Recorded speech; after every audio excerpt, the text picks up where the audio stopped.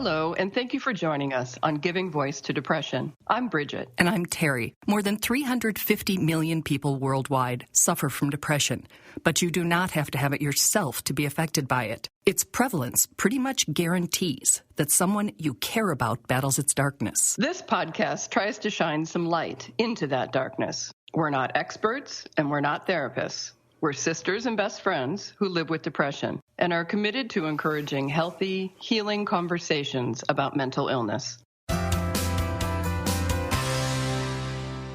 Episodes in this season are made possible by a grant from the Charles E. Kubly Foundation, which is dedicated to bettering the lives of those affected by depression. We are solely responsible for podcast content. Hello, Bridget. Hi, Terry. Today we're going to talk about men and depression. We don't usually differentiate between the genders on our podcast because, let's face it, depression is an equal opportunity illness. Mm-hmm. But there are some real differences that affect the way men experience it or are treated and accepted. True.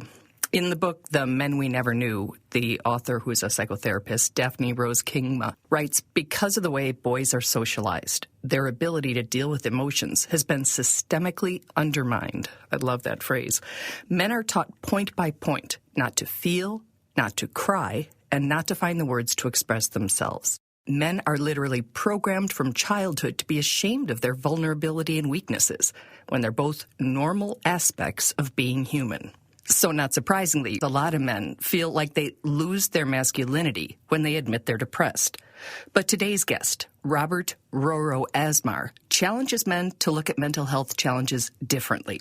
And to realize that it requires true strength to admit that you're struggling and that you need help. Mm-hmm. We learned of Roro from an article in the National Alliance of Mental Illness blog, where he wrote a fabulous article entitled, How Depression Made Me a Man. As soon as we read it, we knew we had to track him down for an interview. We found him in Washington, D.C. Roro is a proud Brooklyn, New York-born, first-generation Lebanese-American chef and food truck owner. In both appearance and action, he is a man who is very unlikely to be called weak. He's more of an enlightened alpha male. Yet today he's joining us to explain that it's not his strength or success that make him feel like a true man. He credits his depression for that. Seriously. Here's Roro reading his article. It's only about 4 minutes long, and then answering some questions for us. Here we go. The title is How Depression Made Me a Man by Roro Asmar. Be strong. Toughen up. Don't cry.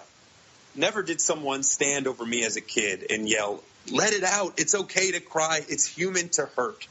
From my football coaches to my own father, it seems as though the social norm for men is to be some kind of impenetrable mountain of muscle that feels no pain and has no emotion. If we're not hunting or fighting or eating a bloody, rare steak, then we're not men. As a kid, I idolized the manly behemoths on TV. From Arnold Schwarzenegger to Dwayne "The Rock" Johnson, I wanted to be just like them. And I didn't only want to mimic their physical appearance, but I wanted to be as happy and carefree as they seemed. Our culture depicts men as heroes and symbols of strength and popularity, almost to the point of being invincible. Every little boy wants to be invincible. When my parents fought, yelling and breaking things in the house, all I wanted to be was invincible against how sad they made me feel. I wanted to be invincible against the feelings I had when that girl I had a crush on in 5th grade said, no thanks, you're too fat for me. After I finally worked up the courage to ask her to be my girlfriend. Instead, I ran away and cried in the boys' bathroom during second period. I wanted to be invincible when my youth football coach called me a pussy because I got hit and I said it hurt. Instead, I questioned why feeling pain made me less of a man. All these feelings, emotions, and a twisted view of masculinity had a hold on me. Rather than accept and process my emotions, I learned to ignore and compartmentalize them. I kept my issues and pains to myself and tried my hardest to push them down as deep and far away from the surface as I could. Then the day came when the flood couldn't be held back any longer and the levees broke. For so long, I had hidden my pain, my confusion, my depression, and I had become good at pretending to be okay with everything life was throwing at me. But one day, it was not okay anymore. My mental illness had been ignored for so long, and it would not be quieted any longer. I couldn't find any more strength or courage or fight just to keep those around me from finding out how bad I truly felt. I was so conditioned to man up that when the pain, sorrow, and thoughts of suicide ran through my mind, I had no answer. I couldn't yell or puff my chest at depression. Depression didn't care how much I could lift or what car I drove or how many girls I had been with. Depression knew the real me. It knew the little boy who could never face his real problems head on because the society in which he grew up wouldn't let him. He was too busy pretending to be strong, too busy pretending to be a man to admit he lived with depression. After my attempted suicide and rehabilitation, things started to become clearer. I learned that pain, sorrow, anger, and sadness are a part of life. Emotions don't care if you are a man or a woman or a household pet. For the first time, I could accept and acknowledge my weaknesses and my pain. Finally, I found myself and have never felt stronger or more of a man. Coming out about my depression was one of the most freeing and courageous things I have ever done. No longer am I silent or fearful about who I really am. I am comfortable and confident enough in myself to accept and face my demons. I'm no longer ashamed of my depression. And being self-aware and brave enough to face my emotions fills me with more manly strength and pride than any action hero ever did. I can now step in front of my mental illness and accept it as a part of me, instead of always living in its shadow. And I'm here to tell you fellas to be bold and fearless about who you are. Be strong enough to admit your pains. Be courageous to acknowledge your struggles, regardless of how unmanly they may seem. Depression affects 6 million men per year. So next time you're in the locker room talking, I hope that the conversation becomes deeper than just football plays and girls. For being a man is what we men make it. We've never had someone read a full piece before, yet we suspect you agree it was worth hearing every word. It's interesting to note that while Roro specifically spoke of idolizing manly behemoths like Dwayne "The Rock" Johnson, just days before this interview, he too spoke out publicly about his struggle with depression and the fact he was constantly crying as he experienced its pain. Talk about, the idolization of these characters, but then not understanding that those characters are people. And it's similar and kind of, similar to mental health. A lot of times, someone living with mental illness finds themselves playing a character.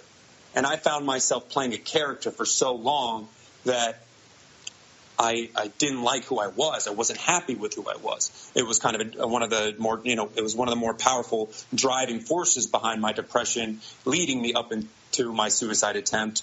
I always carried this masculine bravado about myself because I assumed because I was, everyone saw me as, the jock or the football player or, the class clown and always smiling. And I always had to keep that up. But that's not who I really was. Kind of after I dropped that character. I stopped playing that role. Roro was 22 when he attempted suicide. He's 27 now and obviously in a very different place. To understand just how different, we want to revisit and highlight a few of the lines in his article. Roro, you wrote, "All these feelings, emotions, and a twisted view of masculinity had a hold on me. Rather than accept and process my emotions, I learned to ignore and compartmentalize them." Until the day you say you couldn't anymore. Well, that was probably the night of my suicide attempt. I had just gotten to a point mentally and physically where I was beat. I was done. I just didn't want to fight anymore. I didn't see the point or the reason why. I had lost all hope and I had, lost perspective and, because we get to that point, that invisible wall that guys or that men have, that it's tough to, get the typical average man to express himself in that way and speak about his mental illness or speak about that weakness or that darkness that he is experiencing, and trying to keep my strength and trying to, man up for everybody else around me while forgetting that I also need to take care of myself. Roro is now committed to caring for himself. He calls working out regularly and his vegan diet his saving graces. He says writing that article and doing his first podcast interview with us are also part of his healing process. Another excerpt from Roro's story that lands like a punch is depression knew the real me. It knew the little boy who could never face his real problems head on because the society in which he grew up wouldn't let him. Oh, man. I was sitting there writing and I was thinking, I was like, when was the first time I experienced depression or I experienced that numbing tingle, that feeling that is not a feeling? And I remembered it. It was my 15th birthday.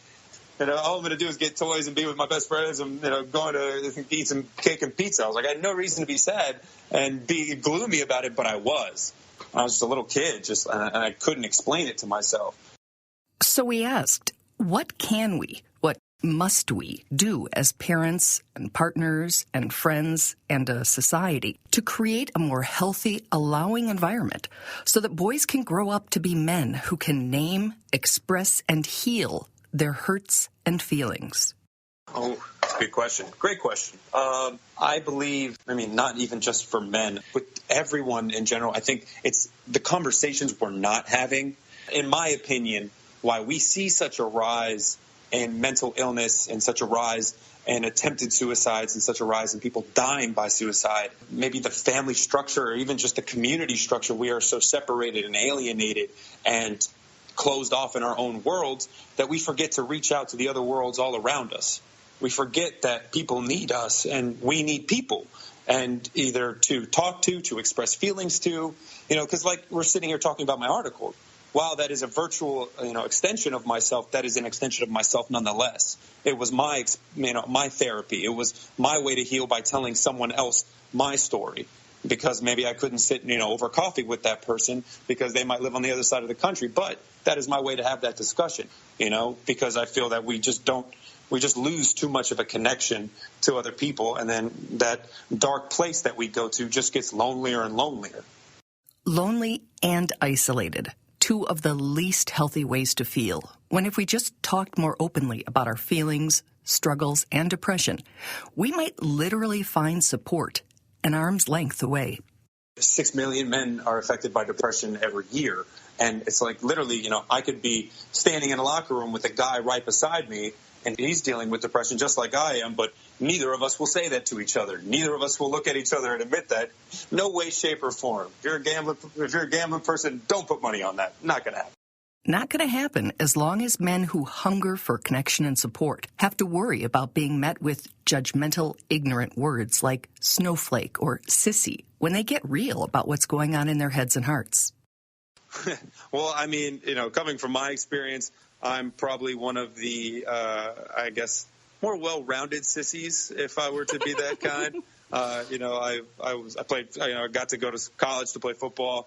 I got a shot at the NFL, didn't make it all the way, but, now I'm running a successful business, and I'm getting ready for a bodybuilding show. And I would say to someone in that position where they're saying, that's going to make more sissies, I would ask them, has anything ever bothered them? Have they ever had feelings of sadness or anger or pain or sorrow about anything, either loss or personal experience that they were involved with? So to say that, it's making a culture of sissies, I challenge you to expand your mind and your opinion of what the gentleman is, or the modern gentleman is, that I hope that I can one day model myself after and show others that is another way to be. And that other way is with the sincerity, perspective, and candidness to put himself out there to help other men with truths like being self-aware and brave enough to face my emotions fills me with more manly strength and pride than any action hero ever did. There isn't just one way to be a man. We aren't explaining everything in these TV shows and action movies we're all watching. Yeah, we all, like guys, want to be as big and as strong as them and, drive the cool car and get the girl. But at the end of the day, we're all worried about the material and the aesthetic, but we're not worried about internally. Our internal health is the quickest way to our external health. As long as I keep progressing forward and trying to do the best I can and trying to provide a light in this world, or, some positivity in my own world, then, I'll be okay. And to me, that's the best man I can be. And I'm proud of who I am, and I'm happy with who I am. So that's all that matters. Don't worry about what other people think. Don't worry about, what society's telling you. Worry about what you're telling yourself. I think "man up" has got to be my least favorite phrase. When we were talking, I was thinking about, I remember we used to get throat cultures to see if you had strep. I don't know if they still do it, but they put it in a petri dish and see if it grows. And I thought that's what like society is. It takes all that nonsense like man up and be tough and be a good little soldier. And it just grows this grossness that sticks with these guys until they're adults and not functioning especially well in a feeling world.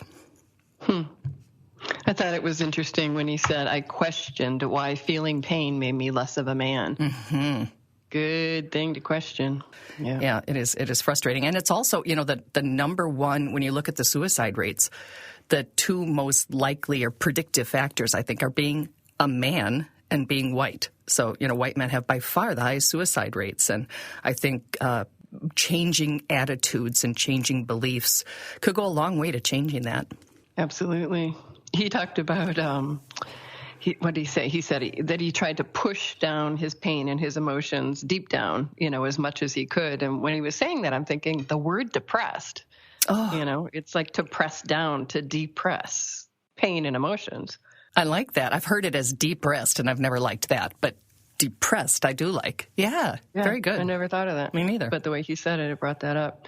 But the cool part for me, or one of the cool parts for me, is he said telling his story, first through an article and now on a podcast, about his experience with depression was the most freeing and courageous thing that he had ever done. Nice.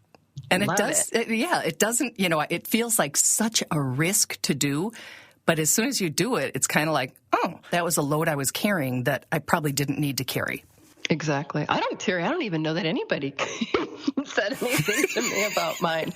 But it didn't matter because it was just like saying it made it, exactly what you just said. I wasn't carrying it anymore. Now it was out there. Mm-hmm. It's like that flashlight in the basement, right? You shine a light on whatever it was that seemed so scary, and you go, oh, it's just, the furnace or whatever it is that's... Yeah, not that I would ever say that my depression was a just, but yes. Oh, I wouldn't either, hon. I wouldn't say that about mine or yours or anybody else's. No, no one's. So, great article. Really glad we found him. If you ever are in Washington, D.C., and you see a Lebanese food truck and a guy with a bunch of tattoos who sounds enlightened and really cool, go up and tell Roro you heard his story on the Giving Voice to Depression podcast. I don't think you'll get a discount or anything, but at least he'll know you listened. Absolutely. So thank you for sharing your story, Roro, and thank you, Bridget. Thanks, Terry. Bye. Bye. Love you. We hope that these shared stories bring out a little more understanding or help people articulate their experiences of depression a little more clearly or more freely. Thanks to everyone who's digging deep and finding the words and finding the courage to give voice to depression. You can find all the other episodes, some resources, and a blog on our website, givingvoicetodepression.com. And you can find the podcast most of the other places that you find podcasts. Just Google it, as our mom says. And please remember, if you're hurting, speak up. If someone else is hurting, listen up.